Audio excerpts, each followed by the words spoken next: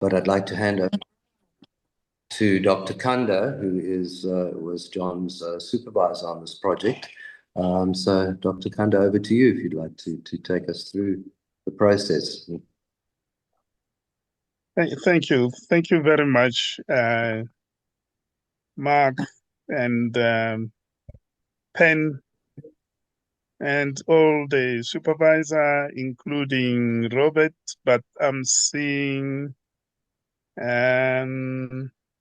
some colleague who I think I haven't met, but probably I can guess was Ken's wife who is here. Is that Susie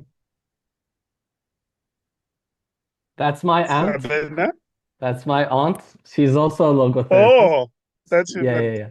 But okay. my And wife is also here. your wife, Sedef. is she? Where is your wife? I'm here. Hi. Hi. Okay. Pleased to meet you. And I'm so sorry again to your aunt for confusing. I thought I saw the surname. I think you share the same surname. I'm so pleased that we are here without taking much of your time, which I had already taken, and I'm sorry for that, for being late. Today, for me, it's a great moment to introduce to you Ken and his work, and mostly to introduce you Ken. What a wonderful person to work with. I have no words to describe you as a fellow learner. For me, we have been on this journey working together, and it has been just a delight in terms of your dedication, in terms of your knowledge, in terms of your skills, and in terms of just discovering your creativity. For those who are going to read your work, I'm definitely sure they would appreciate for me two things. The one is your creative.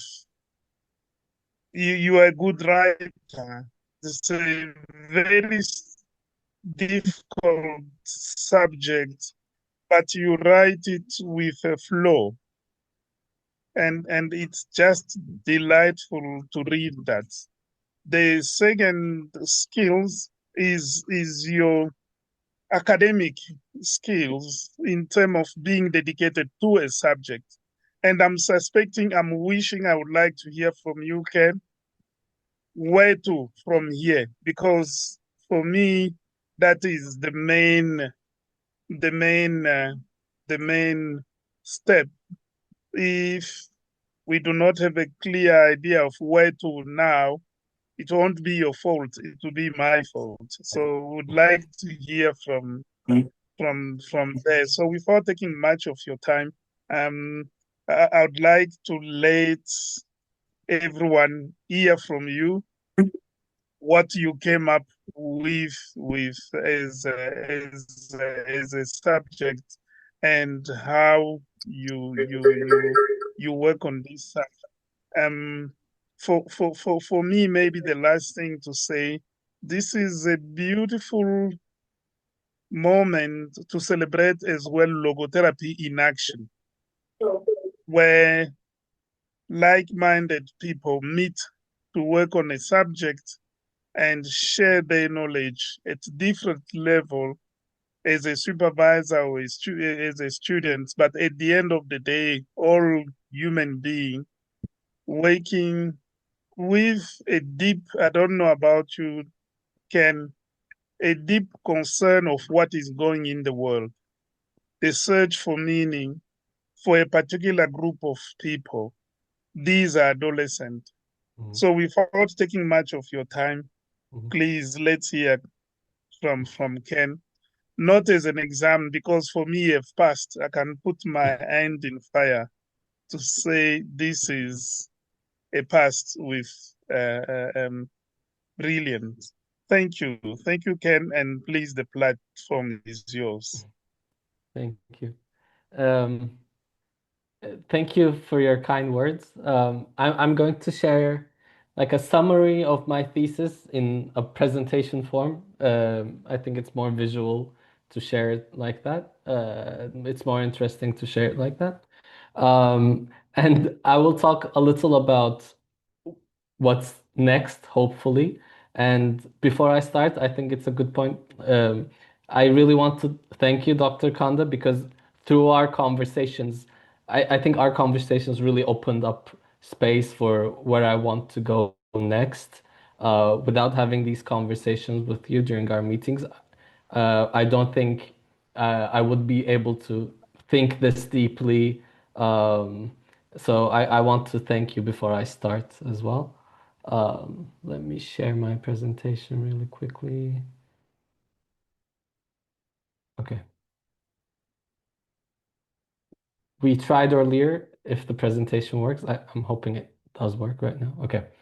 Um, so thank you all for being here, first of all. Like I said, this is going to be sort of like a summary of what I wrote about in my thesis. I will try to keep this not very long. If I went to all the detail I had on my thesis, I think I would have to speak for hours, but I'll try to keep this short.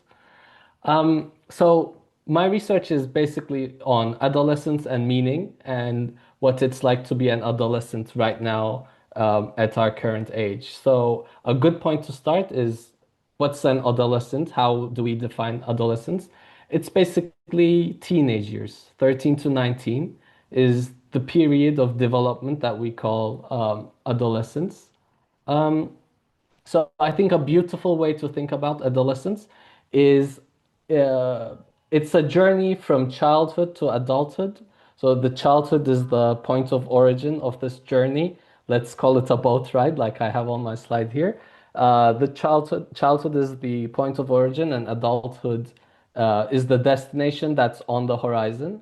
And the adolescent is in between these two lands, uh, going through this transition to eventually reach adulthood, which is like the destination out on the horizon. Um, so actually, when we talk about adolescence and meaning, there's a lot of research regarding adolescence and identity development. For example, Eric Erikson, as we probably know in the field, talks a lot about identity being the primary concern of adolescence, of teenage years. But if we think about adolescence as this boat ride, this journey between childhood and adulthood, we can say that the individual, the teenager, doesn't really belong to childhood, but he doesn't really belong to adulthood either. So he's in this liminal space between these two developmental stages. And being in this liminal stage really makes him question certain things. One of that is identity. Who am I? Like this question of who am I? But as importantly, he starts to question meaning. He starts to reflect on meaning in a very deep way. And we could even argue that the question of who am I and why or what's the meaning of this aren't really separate questions. They both really actually point to the same will to meaning, let's say. And Viktor Frankl, in his writing, talks fairly a lot about adolescence. For example, I shared two quotes here from Dr. Endesol. The urgent questioning of the meaning of life is most apt to occur during adolescence, and meaning takes on this overwhelming urgency, particularly at puberty, when the essential uncertainty of human life is suddenly revealed to young people maturing and struggling spiritually. So this uncertainty really fits well to adolescence as a developmental stage between childhood and adulthood, this liminal space. Um, and one important thing to talk about here, according to Frankl, of course, as we know, this questioning of meaning is not really pathological. It's not a symptom of a disease, but it's a spiritual distress. This is also interestingly shared by other psychologists like Erik Erikson, who I already mentioned, and Donald Winnicott, who's a psychoanalyst. This journey between childhood and adulthood can sometimes be boring, can sometimes have lots of waves and storms, and can be overwhelming.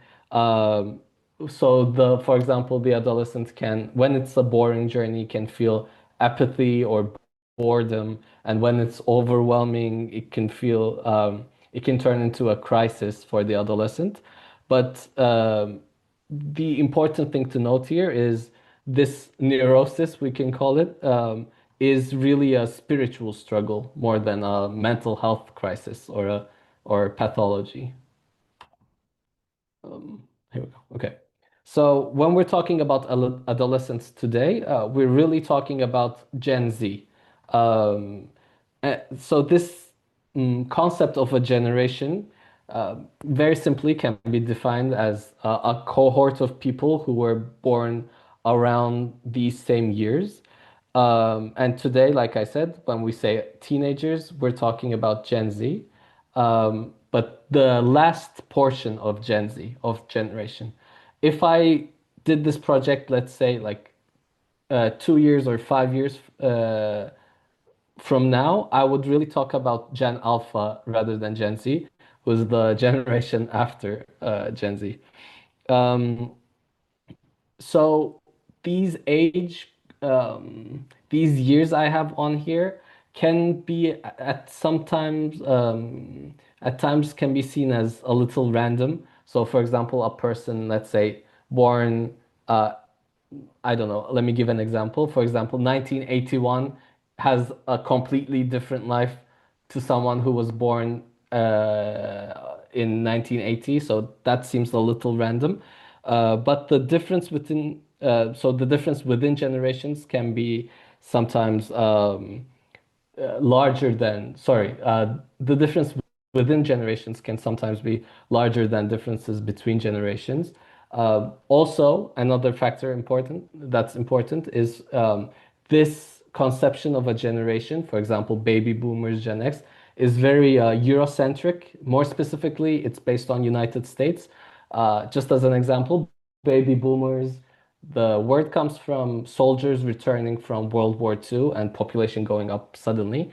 The example I had on my thesis is Turkey, for example, did not join World War II, so we didn't really have soldiers returning from the war to increase the population, but we had some kind of like similar dynamic. So it sort of tracks, but it's not an exact match.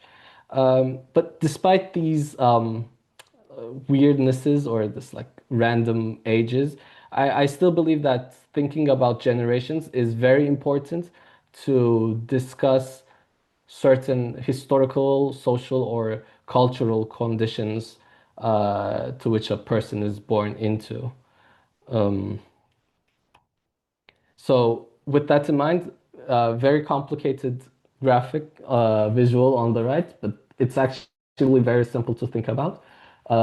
We can say that there are systems that influence an individual, and when we're talking about generational systems, we're talking about what is it like to be an adolescent within the context of the conditions of our times. For example, what does it mean for a person to exist in the year 2026? What does it mean for a person who is an adolescent to exist on this year? So we're talking about the intersections of these systems when we look at generations. What are some of the conditions that are affecting adolescents today, Gen Z? I especially want to focus more on the first and the last condition. Firstly, this generation is first to be born as a digital native. So, what's a digital native? For example, us older generations, I'm going to say, we had to adopt certain technologies like social media, iPhones, instant messaging.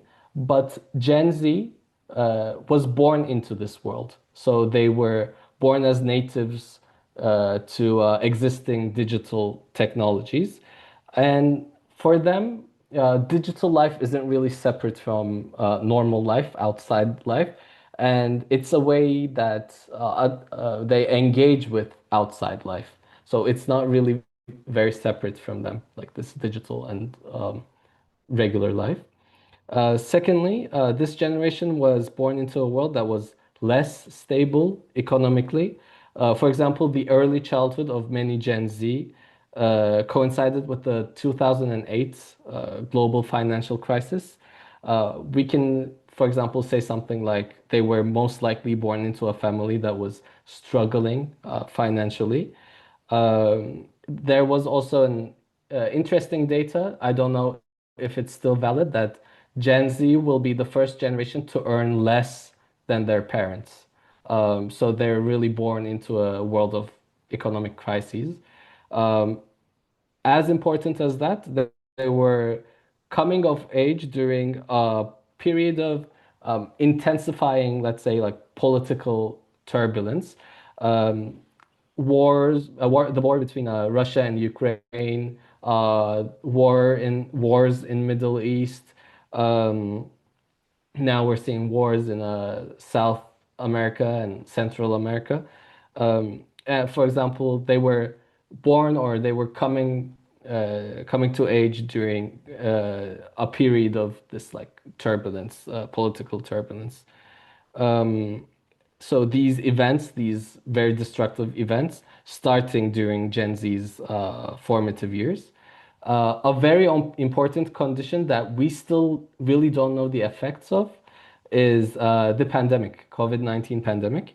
Uh, for the majority of Gen Z, we can say that their puberty started during the pandemic.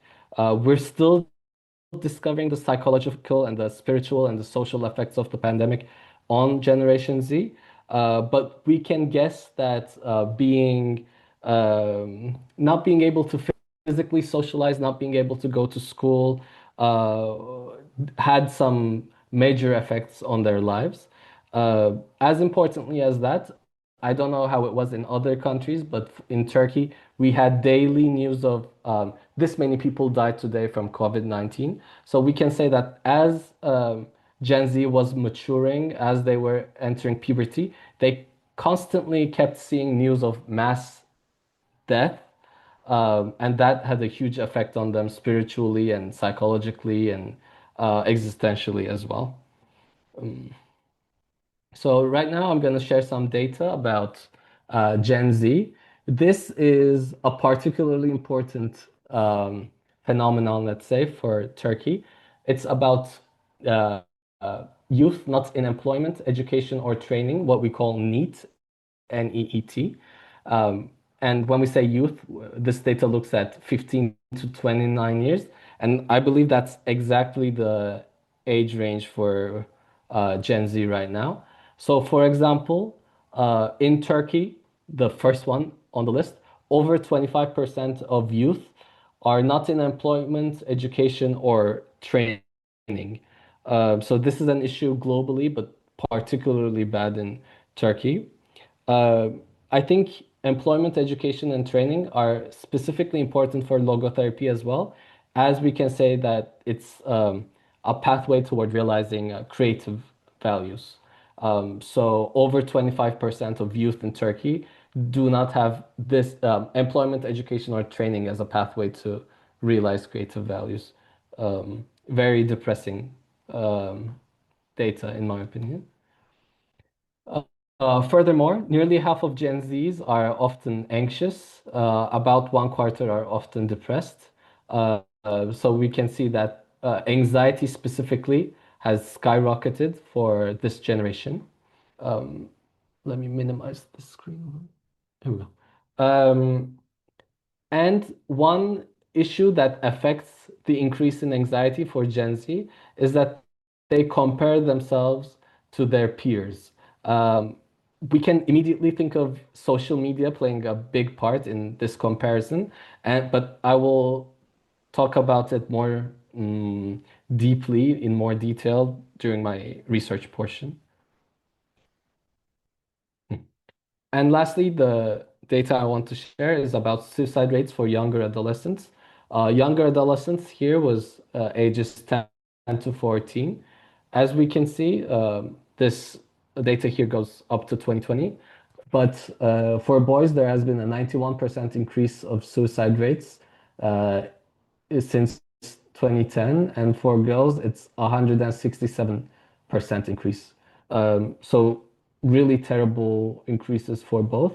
I especially wanted to put this data in my slides because, as we know, Viktor Frankl started his career, we can say that he started logotherapy as a way to combat suicide in youth.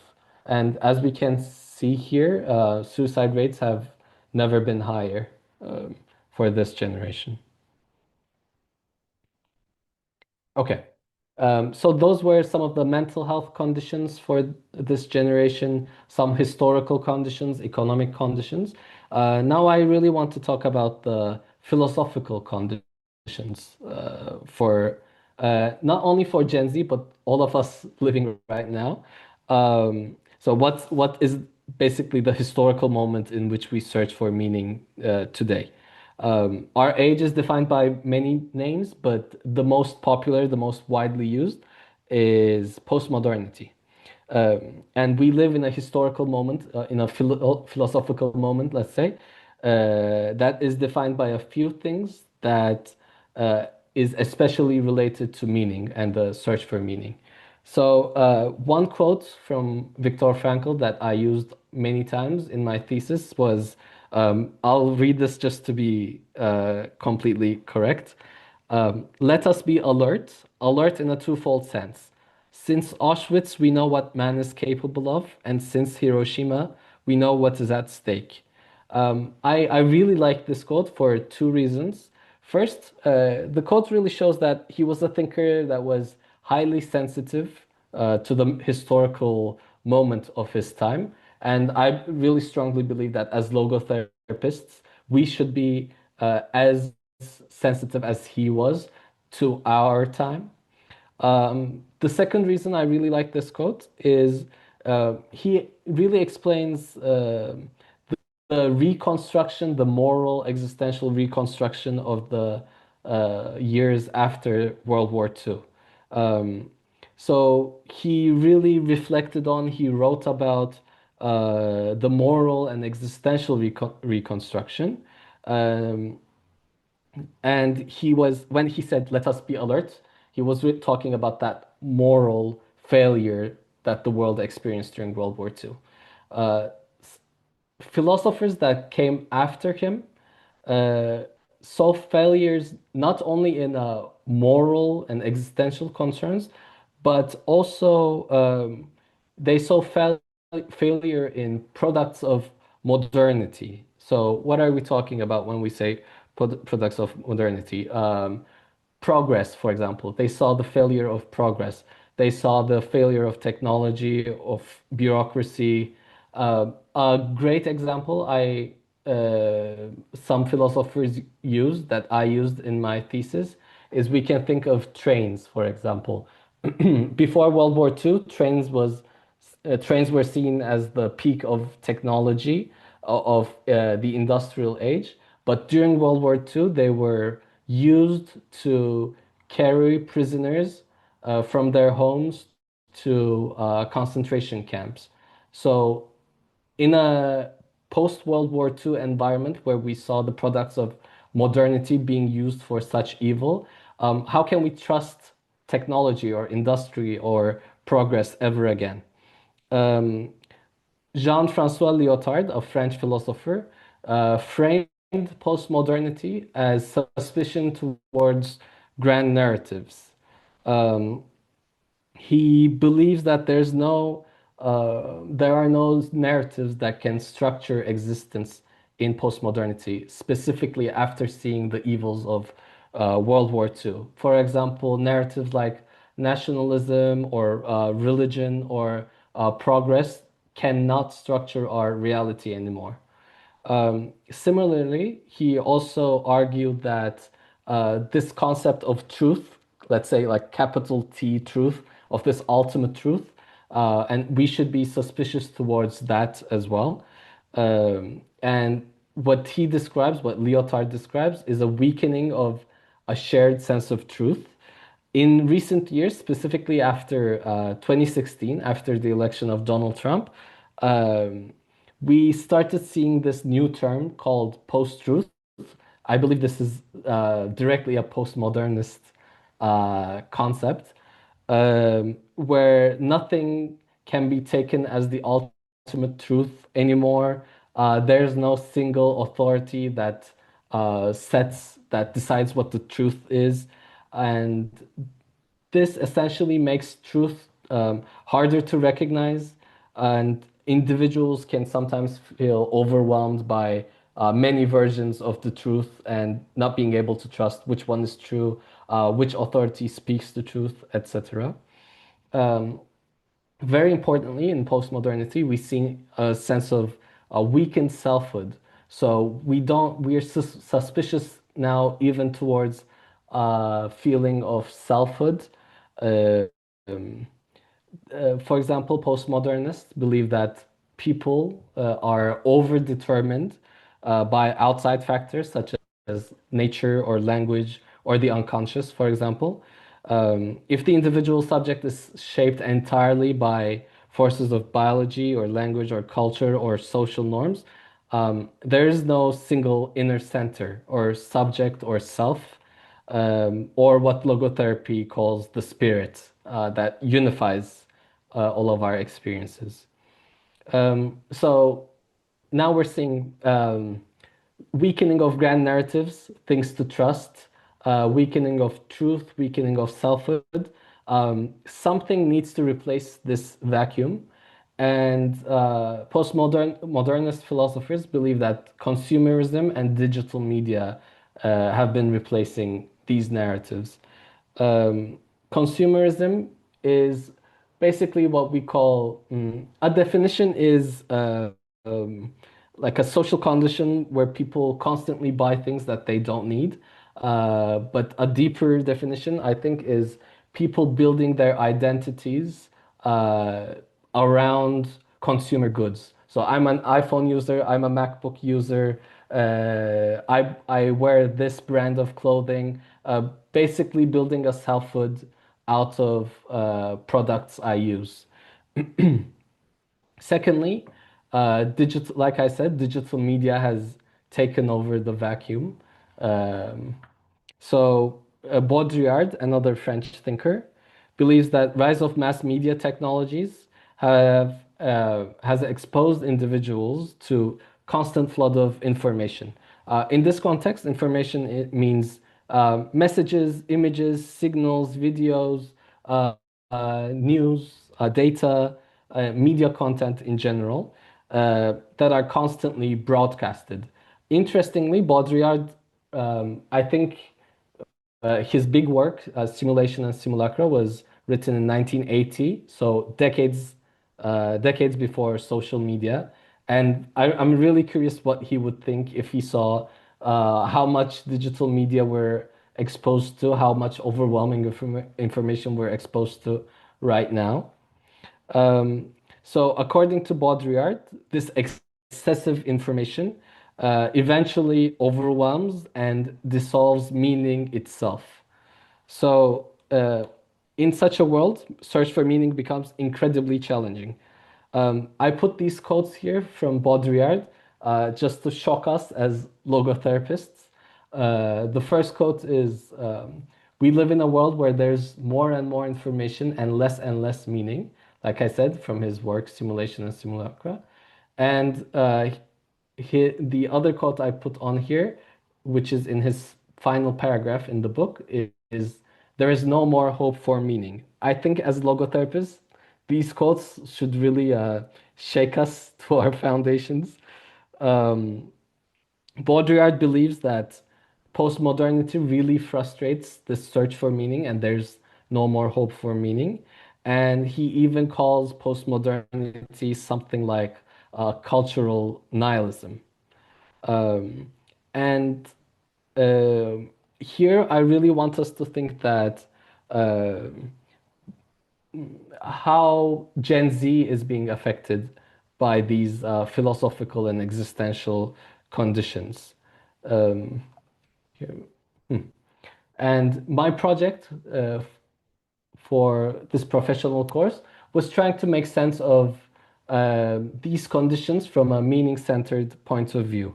As we talked about earlier, adolescents are already going through a developmental phase where they're questioning meaning, they're trying to search for meaning, and their developmental age is characterized by existential vulnerability, let's say.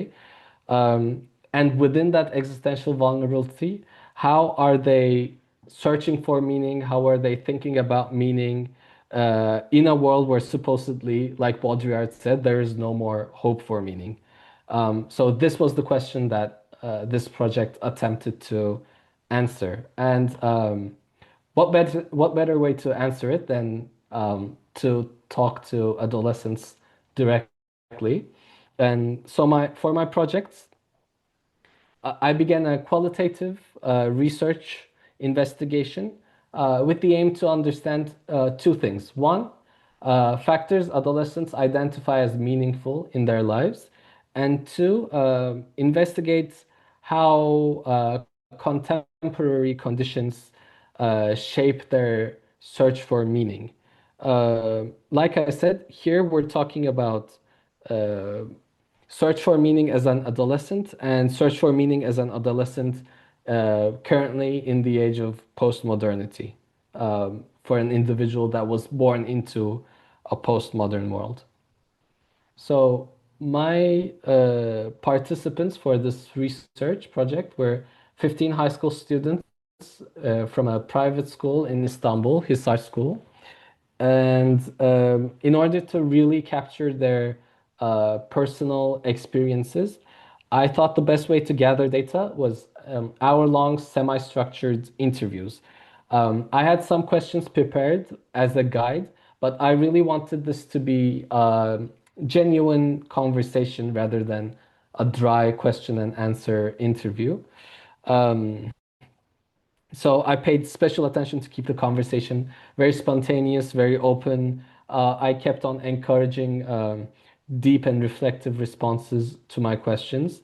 Um, After conducting the interviews, which I conducted in Turkish, I transcribed the conversation. I took audio recordings of the interviews. I then transcribed the conversation and did a qualitative analysis to find if any themes emerged from their answers. Um, so I basically looked for recurring patterns and themes to better understand how these students relate to meaning, searching for meaning and reflecting on meaning. Basically, trying to understand their perception of meaning. Um, and finally, um, I ended up with 5 themes, which I will get to in a minute. Um, so my thesis already has the interview questions that I prepared beforehand, and I can share if any people are interested. I can share my questions specifically, but basically, in summary, um, I had 3 main questions. One, what do they find meaningful in their lives? Two, do they actively think about meaning or search for meaning? And 3, how do societal conditions influence the sense of meaning for themselves and for their generation? So, like I said, I in total had found 5 themes that emerged. Now I'm 1 minute. Okay. Now I'm going to I'm going to discuss the themes. Um, and after I discuss them, I'm gonna read some of the quotes I had from the participants. So, for example, the first theme that came up was future. For the students in my project, future was an important concept that provided meaning for them. For example, they talked a lot about career, education, their future life goals, and they really seem to find meaning in these goals. Interestingly, they framed meaning and purpose together. So when they were talking about meaning, they were talking about purpose at the same time. So they spoke about meaning in terms of purpose. For example, getting good grades, entering a good university, building a career, those were some of the meaningful purposes that they discussed. They also highly valued self-transcendence. They talked about some self-transcendent goals as well. And they believe that making the biggest difference in the world depended on realizing future purposes, future goals. Um, so, for example, through doing meaningful work, let's say. So their commitment to helping others was framed in terms of future life goals. So I'm going to share a couple of quotes right now from the students. I have to minimize it. Okay. For our age group, the biggest decision in life we'll make and the most crucial point by which we'll define ourselves is the profession we choose, especially for 12th grade students. All our plans about life sort of depends on the colleges we get accepted to. So for me, the meaning of life isn't really separate from the profession I want to pursue. That was Andy and he was in grade 12 during the time of the study, and he was working, he was studying to become a doctor in Italy. The second quote I have here is from Yasmin, who was in grade 10. When I look at my friend group, I see that all of them want to make a difference. Everybody wants to leave a mark. I think that's the main thing with Gen Z. They want to leave a mark. So we can see this self-transcendent future goal to make a difference in the world. The second thing that came up was family. For the participants in my study, family, for many of them, family was the primary source of meaning in their lives. So their relationships with their family really gave them a sense of meaning. Beyond the experiential value, let's say, of the relationships, they also found their families to be sources of moral values as role models. And a few of the students talked about the problems that, let's say, like problems like addiction that this generation faces is because of parents who were too permissive or absent families. Too permissive or absent families were unable to teach values to their children, and that caused moral failures in their eyes. Um, I have a great quote that talks about that from Zev. Uh, I always think if my family saw me doing this, what would they tell me? Would they do this themselves? If they wouldn't, I shouldn't as well. Not because they would get mad at me, but because those things clash with my values, what they have taught me. But I think the most basic problem with Gen Z is they don't share their addictions because they know their parents will get mad at them. But if they know that, they're also aware that what they're doing is wrong. They are aware. So we were talking about addictions as a big mental health concern for this generation, and he said that um, this some people from his generation didn't have a good enough relationship with their families to really share their struggles, and that led to issues like addiction and other mental illnesses. The third, and one of my favorite themes that emerged from the study, was social media. Every single participant I talked to uh, talked about social media as the biggest attribute defining their generation. Many of them framed their own use of social media as an addiction. Um, and in relation to meaning, they stated that social media dictated what they should desire, and some participants found that to be overwhelming and frustrated. Uh, they thought that social media's dictation of this should be desired or that should be desired really frustrated their search for meaning. For male participants, they talked about desires relating to money and fitness. The quote I'll share uh, after this slide really talks about that very beautifully, I think. And for female students, these desires were about beauty, uh, looking a certain way, using certain beauty products, and being bombarded by messages by media that talked about these desires really frustrated their sense of meaning.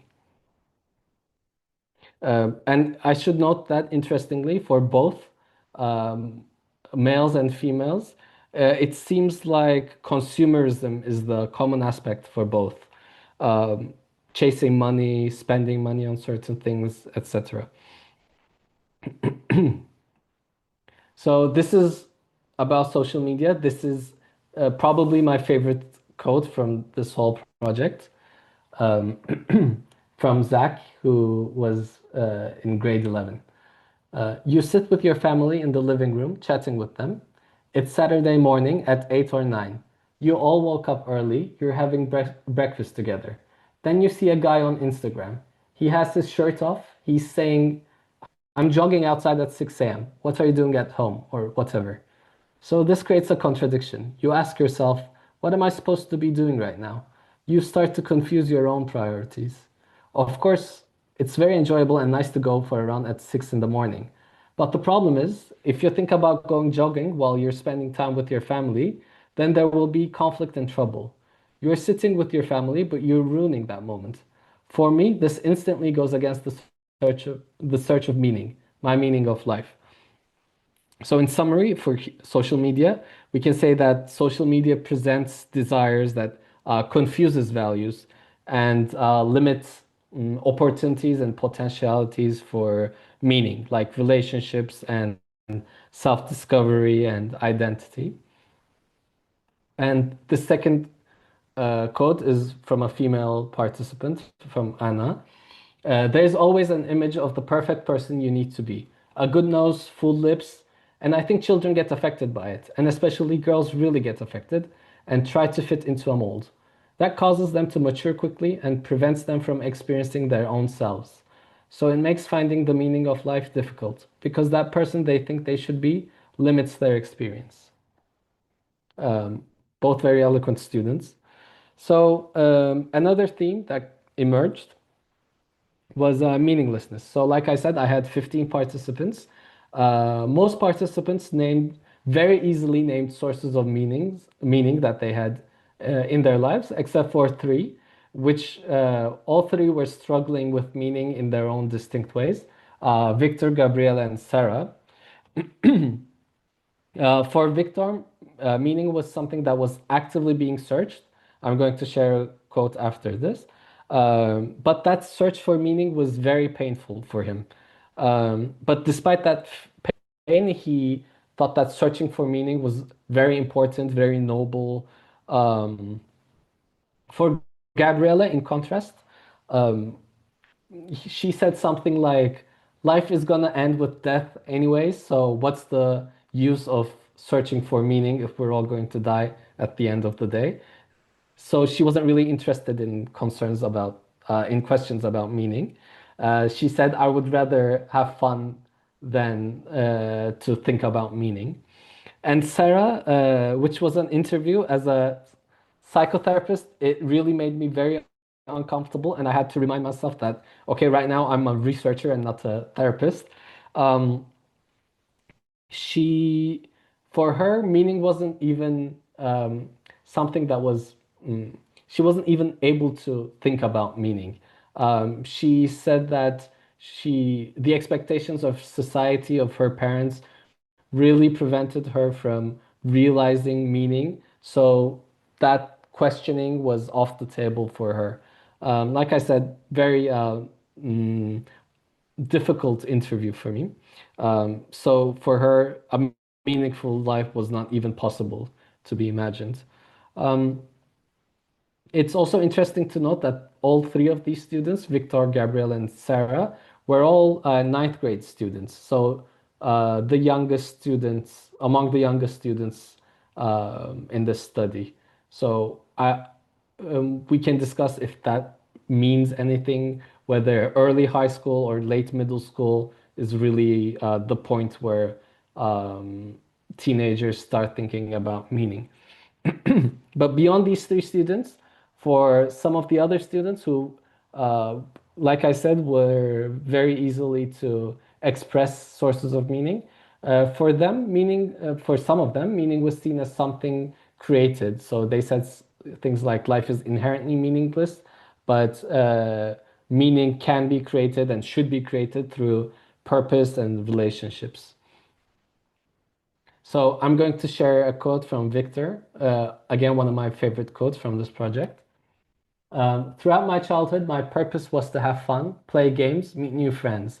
Now that I'm growing up, I have my classes, my grades need to be good, I need to get along with people, with my family.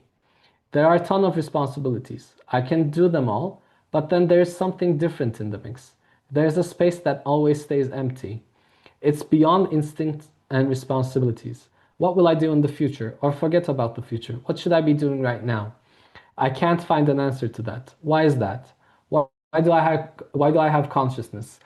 Why wasn't I born as someone else? Why am I me among billions of other possibilities? I don't know why, but I am here. Sometimes I feel lucky, but you get lost the more you think about it. So, like I said, very eloquent, very profound, but struggling with meaning and struggling it in a painful way. And the next quote I have is about creating meaning. One day I thought about how we're all going to die. So I asked myself what I want to do right now. Am I going to spend my life sitting here and staring at the wall, or am I going to give life meaning? So life for me is a little empty, but I'm trying to fill it so that I can have a good day today. And I think most people do the same without realizing it. At the end of the day, everybody knows that life will be over one day, but they still try to give meaning to it. Okay. The last theme I had was troubled world. So separate from their own personal experiences, many participants expressed a sense of despair and confusion about the broader world, let's say. Despite feeling hopeful about their own personal futures, and despite feeling like they lived meaningful and purposeful lives, they thought the world at large was essentially meaningless due to suffering in the world. Mm. For almost all of the students, suffering in world did not make sense. And when they talked about suffering, they talked about war, poverty, injustice. For them, these were difficult to understand and confusing. Um, this confusion led to despair and helplessness, and furthermore, hopelessness about the fate of the world. And that created a sense of meaninglessness when it came to the world at large. Um, this theme really reflected how adolescents perceived global instability of the wars that are going on right now, of poverty, of injustice, societal collapse, we can call it, and how their reflections about the world influenced their sense of meaning. While some students felt helpless or hopeless, other students really tried to find some meaning based on the desire to change the world personally, to improve the world's condition through their future goals and careers and purposes that we talk about, like we talked about, through their self-transcendent goals. Daphne, grade 10, one of my favorite quotes. I'm really interested in history. I like it. I think about it a lot, but it's meaningless. People suffering for things that are not as important as their lives is meaningless. For example, I get sad about wars. I worry about it. And I want to do something about it, but what can I do? I'm just a 16-year-old girl. So that really reflects the helplessness or the hopelessness.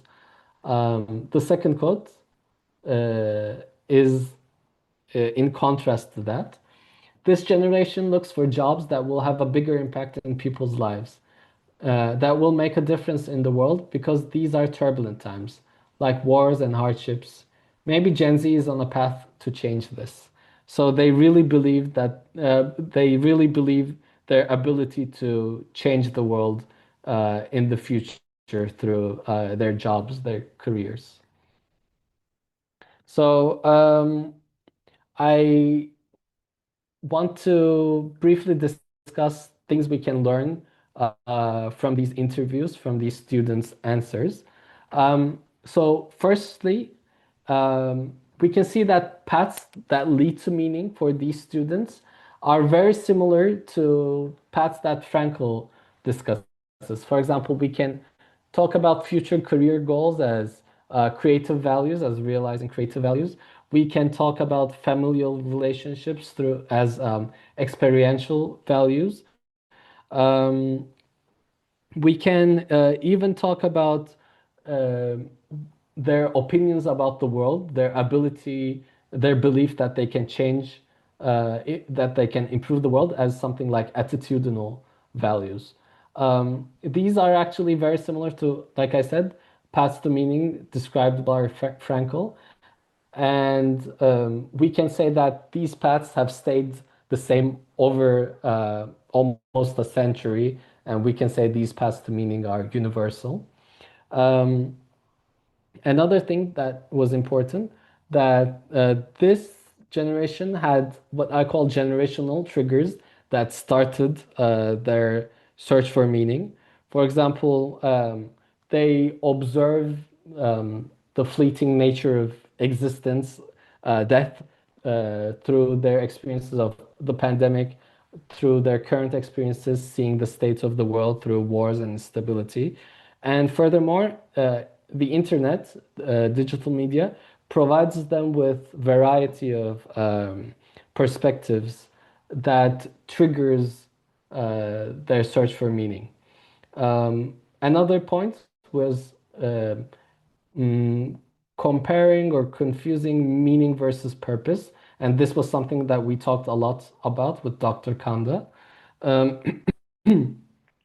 when adolescents talk about meaning, they talk about it in a future-oriented way, connecting to a purpose. For example, in the future, I want to become a doctor so I can heal people, and that's a meaningful goal to me or a meaningful purpose to me. Um, I believe that this can be interpreted in two ways. Firstly, they're over focused on the future.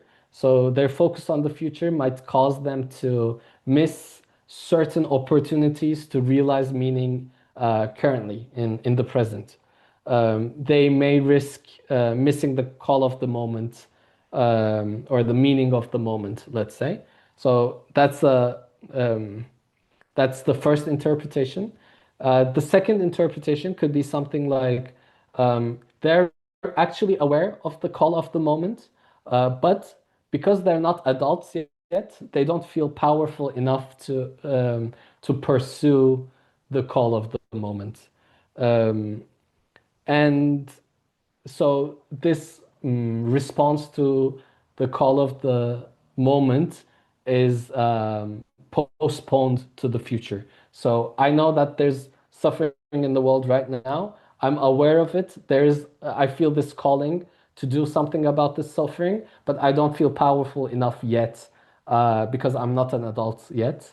But in the future, when I become an adult, I will do something to change the suffering in the world.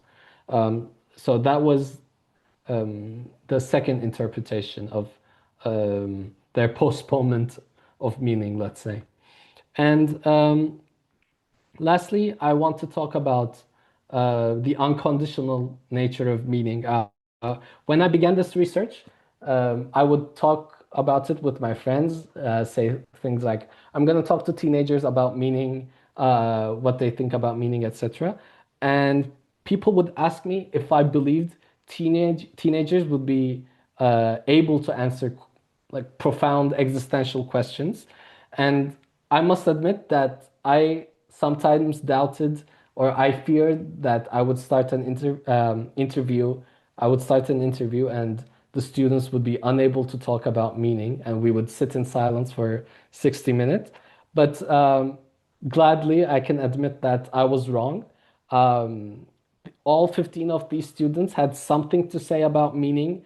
They were very ready to talk about it. They were already reflecting about it in their own personal lives. So we can say that meaning is unconditional. Meaning is unconditional of age, and meaning is unconditional of generation. Just because these teenagers right now are born into a world uh, that frustrates the search for meaning doesn't mean that meaning is gone. There is still meaning despite their generation, and there's still meaning despite the fact that they're still children or they're in this spot between childhood and adulthood. Um, so I briefly want to talk about the implications of my project for counseling and education. Like I said, meaning is already a central topic developmentally for adolescents. So that means counselors should make it a central topic in therapy as well. Counselors should use Socratic dialogue, talk about values, talk about ways to realize, paths to meaning, calls to meaning, um, because meaning is such a developmental issue for adolescents in general.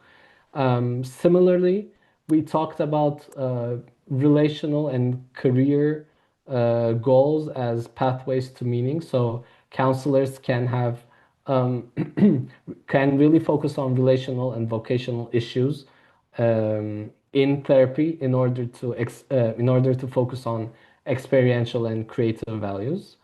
And for education, um, I, in my interviews, I noticed that many of the students struggled or thought about or reflected on meaning on their own. And I strongly believe that classrooms, like teachers, administrators, have a responsibility to make school as to turn schools into spaces for meaning. So this can be something like meaning-centered education, and schools together with logotherapists could develop meaning-centered programs for education for high school students. Um, in summary, there's a very critical role teachers and administrators have here to encourage meaning in the classrooms. Um, some limitations and future research. Dr. Kanda asked about what's next when we first started. For example, as a limitation, this was a qualitative study, only about 15 students. So it's not generalizable to this generation as a whole. In order to generalize it, we would need to have quantitative studies with uh, a higher sample size.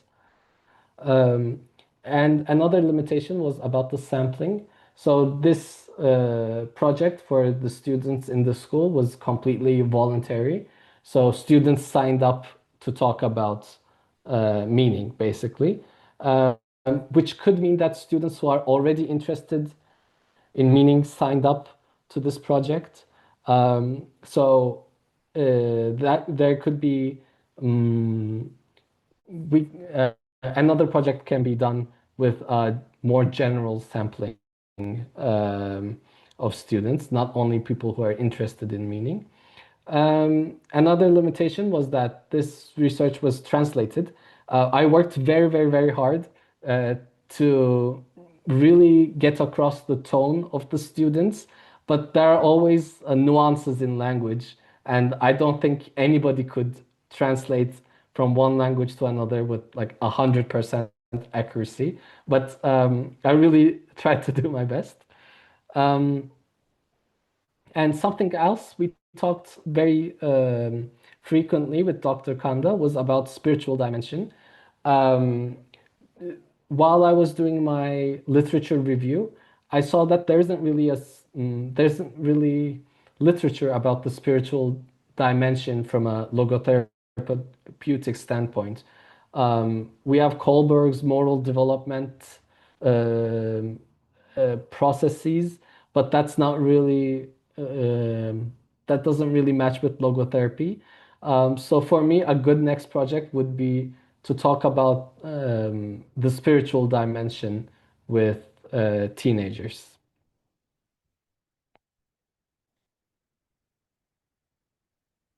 Okay.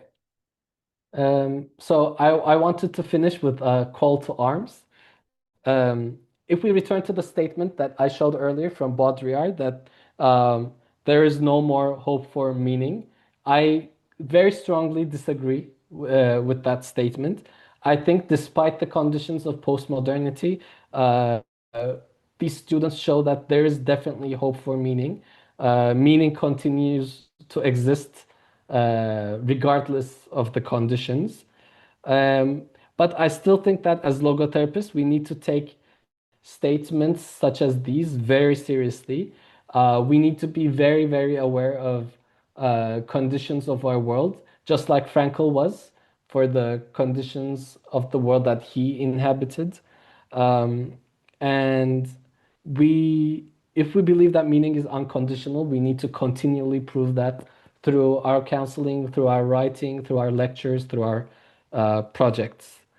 Um, and the question here for us is how can we, as clinicians, as parents, as teachers, mentors, guides, educators, guide adolescents to really follow the call to meaning, to be aware of the meaning in their lives and encourage them to follow that meaning. Um, so before I finally end, I want to thank a few people.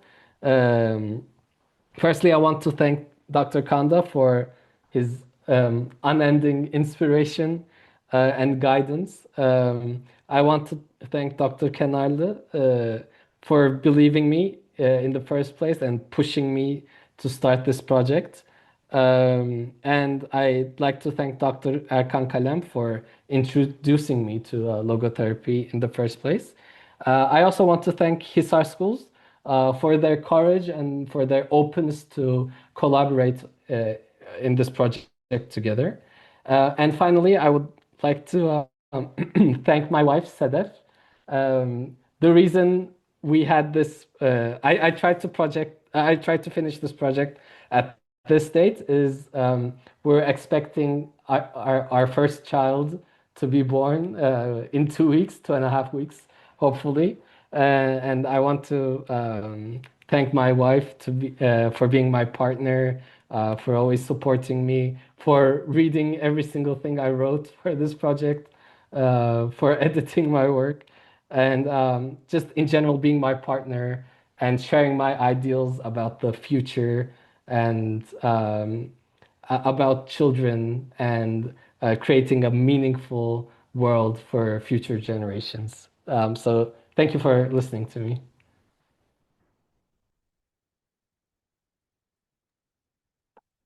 Thank you, thank you, thank you very much. What a wonderful presentation. I think we would have the recording because this I would definitely would like to recommend it as a presentation which should be shared with the rest of the logotherapy community and other people because this is so important.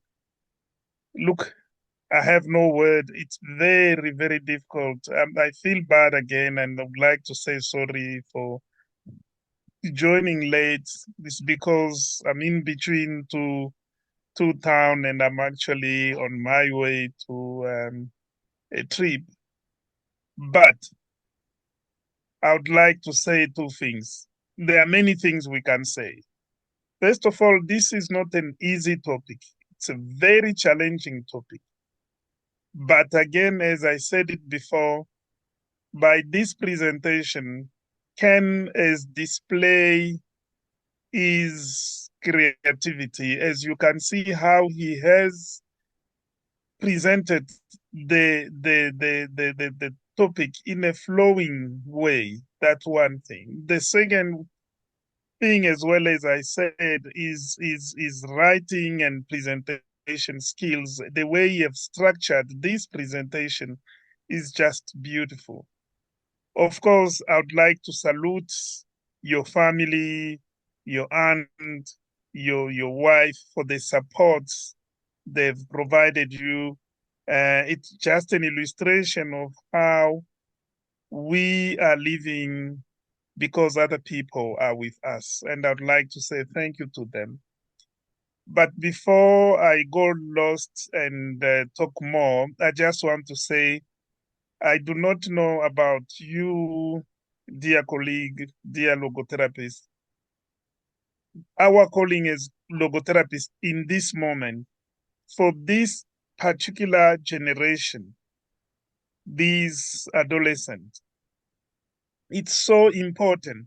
And I'm so delighted that Ken is thinking. You don't have to do that. You might as well take a break and spend your all time enjoying your baby. And I'm sure the baby is going to inspire you, because as I hear you, yourself and your wife, you are working in a space of children, and you can pick up the need for meaning. We need to bring it in. It's already there. It's unconditional, but it needs to be facilitated to give these children a gift of finding meaning in their life, and them not getting lost in the troubled world we are in now.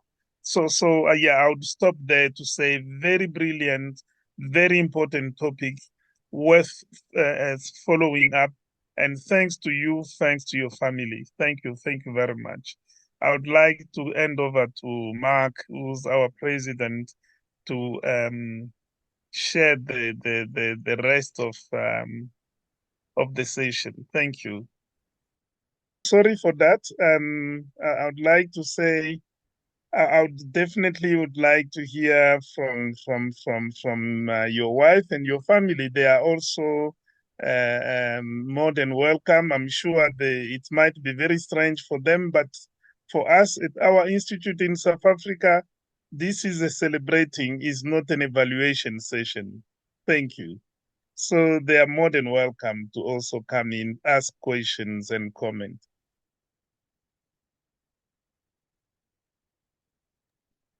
Well, I can say a few words. For me, it's just so nice to see this all come together because, as John mentioned, we've been talking about, and he's been talking about this project for years, even before he started working on it.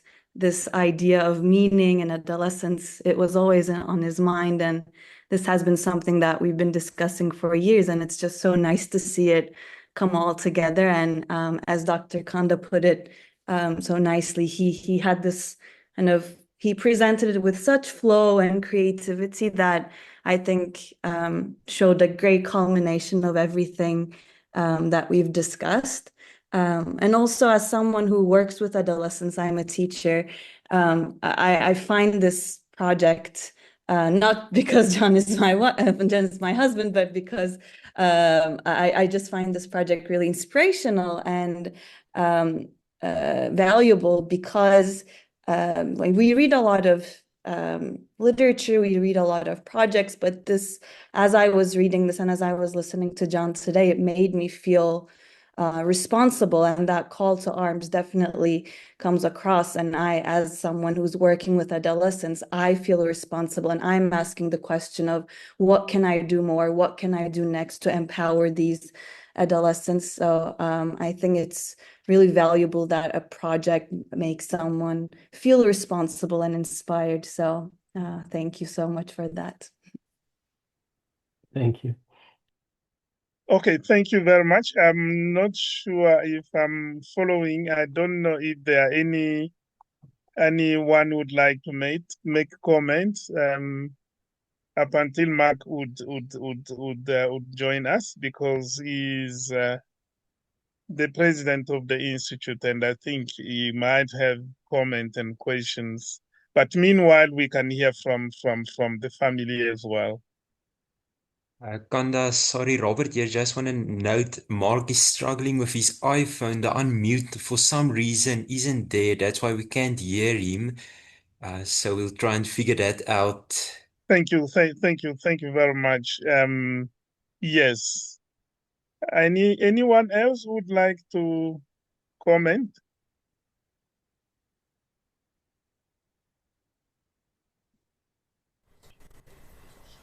Well, I don't generally say anything, but this was excellent.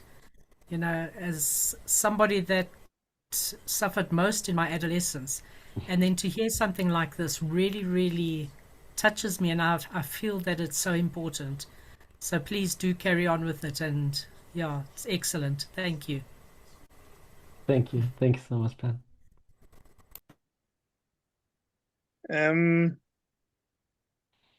I would like to read Robert's comment. It says, "This was absolutely worth every second. Well done. A well thought out and structured presentation. A project and insight that the world really needs." Yeah, I think there is an issue of the mic being muted. I Yes, think it's yes, not Mark. muted now. Can you hear me now? Yes. Yes, we can hear you. At last. I'm so sorry, everyone. I don't know what's going on. I was asking you to ask Robert to unmute me, but it seems that perhaps you can't do that either. Anyway, I'm here now. Okay. Thank John, you. John, I had the great privilege of being able to read your thesis, and as Dr. Kanda said, it's a very complex and difficult subject, but you write about it with such flow, such creativity, such insight, and such humanity that it was such a wonderful pleasure for me to read. And then how you went about adapting that thesis into this shorter presentation today was absolutely masterful. I think for anybody who hadn't had the privilege of reading the thesis as I had, I think you managed to convey all the most salient points, the most meaningful aspects, and the most profound discoveries, of which you made many in the process this evening. So thank you very much for that. I think what is so important about this topic that you've chosen to tackle is that, and you referred to it a lot at the end of your talk, is about the responsibility that we as logotherapists carry. Viktor Frankl talks so much about logotherapy offering, being a therapy for its time. And I think the truth of it is that logotherapy becomes a new therapy for each new time, for each generation that arrives. And as logotherapists, it's up to us to take the responsibility to identify what the needs of those times are and to respond to them. And where better to find out what those needs are, the voices of the youth, who are almost in a way trapped in a situation between what was bequeathed to them by the previous generation, what they're hoping to create going forward. A question that struck me thinking about this is, I'm of the baby boomer generation, and we're a generation that is always accused of living too much in the past. We're the original when-we's, or in the good old days and all of that. And I was interested to hear you talk about Gen Z as being a generation that lives quite a lot in the future, or is it about the fact that they see the future but don't yet feel equipped to act? So I'm caught between the thing. My children are both Gen Z, and I also see that very future-oriented that orientation in them. And I suppose the question is, when are we going to get to a generation that understands how important the meaning of the moment is for the future? Because I think so many of us live either locked between the past and the future, failing to recognize that meaning and life happens in the actual moment. I think that might be an interesting field of research. I think it's very important what you're saying about taking your research forward. And I was particularly interested in when you started talking about meaning-centered education. I think this is something that certainly I know in the education system in our country, in South Africa, is sorely lacking. You know, we're very much goal-oriented and equipping children and students for a world that is coming. But actually, the world that is coming, I think we are kidding ourselves when we say we know what that world is going to look like. And we need to be focusing our attention on the spiritual dimension of our children and preparing them spiritually, giving them the spiritual strength to cope with whatever is coming to coming their way, instead of pretending that we know practically what is coming and that we are preparing them for that. So I think that your work is of profound importance, huge significance, and not only that, the fact that you've laid it out so clearly and concisely, with such wonderful insights, supported by beautiful quotes from your wonderful group of students. And then, of course, the last thing, and this was something that Dr. Kanda spoke about at the beginning of the session. Yes, you obviously have wonderful intellectual abilities, wonderful academic abilities, all of those things. But what it comes down to at the end of the day is the person behind the project. And he spoke about you as being a fellow learner, somebody who was discovering your creativity, the integrity with which you approach your work, who you are as a human being. And we all, I think, got a wonderful taste of that when you spoke about your impending fatherhood, on which I congratulate you and wish you all the joy and meaning in this wonderful journey that you're about to embark on. What more fitting a person to present us with research of this manner than somebody who is about to become a father. Thank you for your extremely meaningful, responsible, and truly wonderful work.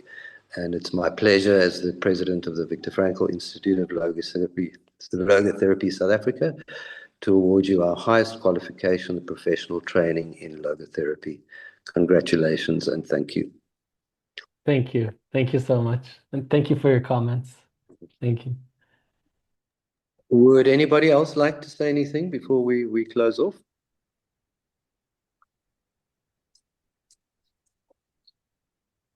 I wanted just to say, if Ken would share with us the slide, and I saw that the session is recorded. If we can have it as a record, I don't know if we should officially ask you your permission to share this, because I think it's so critical. Incidentally, my wife is also a teacher, and as Mark have said, this is a serious issue. The issue of spirituality and meaning in education, and specifically for primary and high school. It's very, very, very critical, very critical. Very often when we discuss logotherapy, we discuss logotherapy for adults, or we take it more as a philosophical debate for people who are grown up, and we overlook that meaning is unconditional. It's for everyone. So we do have a responsibility to create the awareness of meaning among children, all age included. So I would really, if you allow that, if this is recorded, that we get it shared with many people, not only counselors, but teachers as well, because it's so critical, with parents as well, and even with the adolescent themselves, because they are engaged in this debate. So thank you very much. I really hope and wish you all the best. Thank you, Dr. Kanda. And I would be honored if you shared the presentation. Yeah. Thank you so much. And again, welcome to the newcomer who is with us here. And yeah, thank you.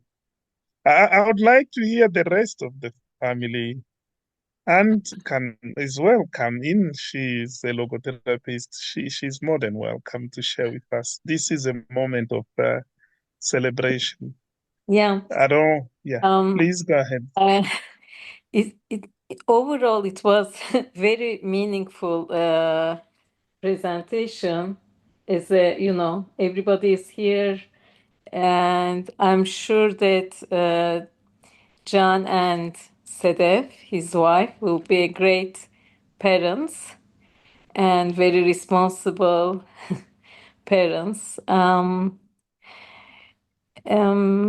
I found, I feel hopeful after listening to participants from the school. I was actually surprised. I wouldn't expect answers like that about meaning. I am also baby boomer from baby boomer generation. I wasn't thinking like that about meaning and everything. I'm still learning. So I learned a lot about this presentation. Thank you very much, John. Thank you. Thank you. Congratulations. Thank you.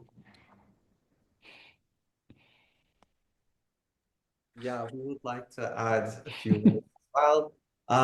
So John was visiting me last year around this time when he initially just presented this idea to me. And it was very interesting. So I'm in my late 20s, so I'm like older than the sample group, but I'm still in between like a millennial and Gen Z. And it was very interesting for me to reflect on meaning at like my age and how it differed compared to adolescence, which makes sense because I guess it's like a different period in life. But yeah, I think I love the statement, the fact that meaning is unconditional, because I think this sort of research allows everyone to reflect on what they believe their meaning is. So while John was presenting, I was thinking how these, quotes, and I didn't have the chance to read the thesis yet, so I don't have access to, these interviews. But it was very interesting because I kept thinking, how would I answer these questions? How would my parents answer these questions? And obviously, like generation contributes to it among many other things. So there's a lot of work to be done. But certain things are universal and certain things are shared. So it's very valuable, I think, to actually hear from this like certain group of people because it is shared and it allows us to reflect on what meaning is for us as well. Yeah, overall, great presentation, and Thank you. I'm curious to like read more about it.